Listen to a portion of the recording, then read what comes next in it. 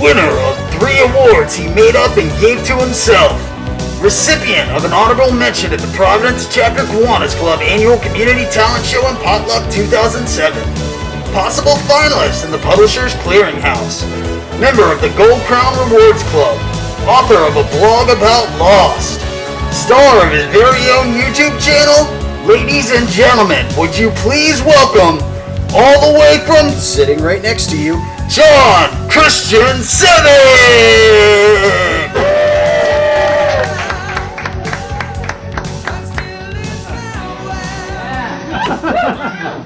I guess. That was my entire production budget. I'm writing jokes. That's all. Jokes. Okay, so first of all, I want to apologize for my facial hair.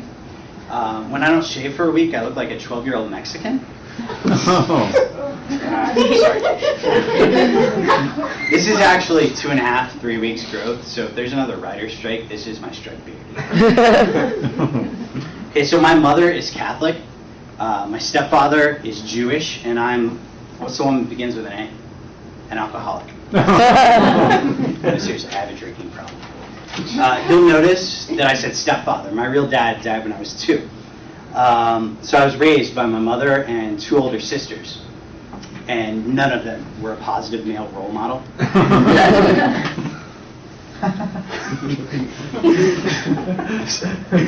Even our dog was a girl.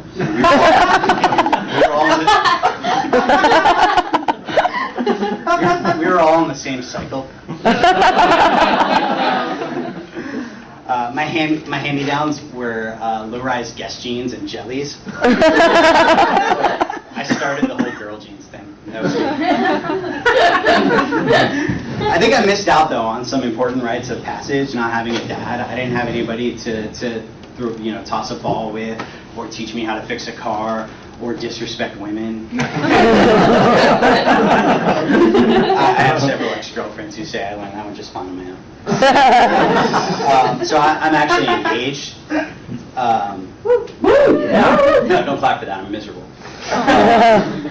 My fiance has 2 dogs. The little dogs that everyone, the mixes that everyone's so big on these days. Fisher is a Schnauzer Maltese mix. You call this a Mauser. Rufus, the other dog, is a Pomeranian Chow mix. Call that a POW. My idea of a good mix is a Jack and Coke. Or a Scotch and Vicodin. I call that why I can't go back to Texas. I'm not a dog person. They're too needy, and I'm too selfish. You have to feed them every day, not more than once. So Fisher, the Mauser, he was sick last week. My fiance was at school. I came downstairs. The dog was in my spot on the couch, and I went to move him, and there was the lipstick, the little the red rocket. You know what I'm talking about? Why is it always wet? What's with the dog dick butter? It comes pre-lubricated. So I went to move the dog, avoiding the area, and he didn't want to move. He was very uncomfortable. It was noticeable that he was uncomfortable. And I scooted him over, but after about 15 minutes, the erection was still present. And I realized that it was a problem. And this is a real thing. So I became concerned. I went online. I did what anybody does when they don't know what to do. You go online, and I Googled the words dog and dick and canine and priapism. And you would not believe the shit that comes up. Maybe you would. I don't know what you're into. But either way, I'm pretty sure that none of the pictures that came up were taken in a medical context.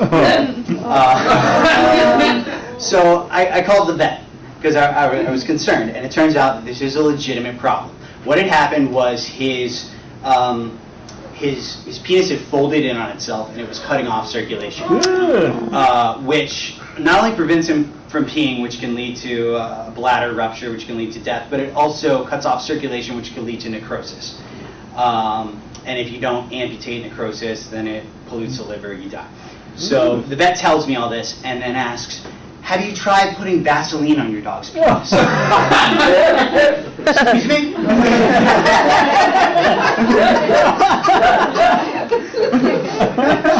No, I tried KY. Have you tried putting Vaseline on your dog's penis? Because if you have, I can recommend a website.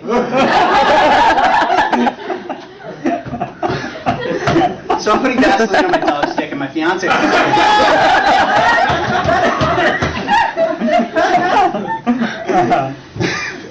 I joke, but in all seriousness, I used to have this friend. He wasn't so much a friend, he was more of a dealer. His name was Rockabilly Todd. He was this easy greaser guy.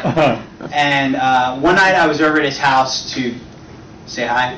And he had this cat that was in heat, and it was meowing and walking around and pointing its ass at everybody. And so Todd says, oh wait, I think I better phrase. Todd admits that sometimes when the cat gets so annoying, he takes a Q-tip and rubs it off. I'm going to repeat that. He takes a Q-tip and he rubs his cat off. Oh my God. And he says that the vet said this is how you take care of it. Is there some sort of secret society of perverted vets? Pass a bestiality aptitude test before they hand you the blue scrubs and the white coat? I don't. So, okay, Fisher's okay now. $400 later, Fisher is fine. They inserted a catheter to drain his bladder, and they gave him antibiotics to treat the underlying infection that was causing the priapism, and he's fine. If he didn't have insurance, it would have cost well over $1,000. My dog has better insurance than I do. Our other dog, Rufus, though, he's my favorite, and I'll tell you why. Rufus is epileptic. And this means that once or twice a month, he's really funny. It also means that he's on phenobarbital, which means that I'm on phenobarbital.